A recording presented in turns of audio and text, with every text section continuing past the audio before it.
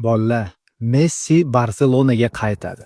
Bu video hech qanaqa like uchun emas yoki aktiv prosmotr uchun emas. Lekin sizlar shunday bo'lsa ham like bosib oxirigacha ko'ringlar. Messi Barselonaga qaytadi. Demak, Amerikada futbol bir oydan keyin tugaydi. 7-dekabr kuni MLSda playoff bahslari ham, finali ham hammasi tugab, kimdir chempion bo'ladi. Balki Inter Miami chempion bo'lar va eng diqqat qiladigan joyga yetib kelyapmiz. Yaxshilab eshitinglar. Mana shu MLS kubogi tugagandan keyin, chempion aniq bo'lgandan keyin, mavsum tugagandan keyin Jordi Alba bilan Sergio Busquets ham faoliyatini tugatganligini e'lon qilib bo'lgan. Ana endi MLS bahorda boshlanardi, to'g'rimi, har yili. Bu yili 2026-yilda bahorda boshlanmaydi, chunki bahorda boshlansa, yozda jahon chempionati bor. Amerika, Meksika, Kanada davlatlarida jahonning eng nufuzli turniri, jahon chempionati boshlanadi. Bu nima degani? MLS bahorda boshlanmaydi bu safar degani.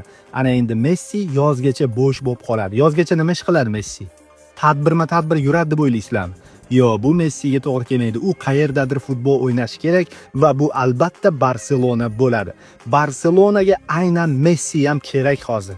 Qaysi pozitsiyada? Yamal borku, Rooney borku. Yo, Argentina terma jamoasining oxirgi o'yinlarini kim ko'rgan bo'lsa, murabbiy Scaloni Messidan, Argentina murabbiy juda kallali odam ekan, kallasichlar ekan odamni, Messini IQ'sidan, maydonni ko'rishidan, aqlidan juda oqilona foydalanyapti va aynan ana shu pozitsiyada, maydon markazida, orqaroqda hujumlarni boshlashda Barselonaga Messi kerak.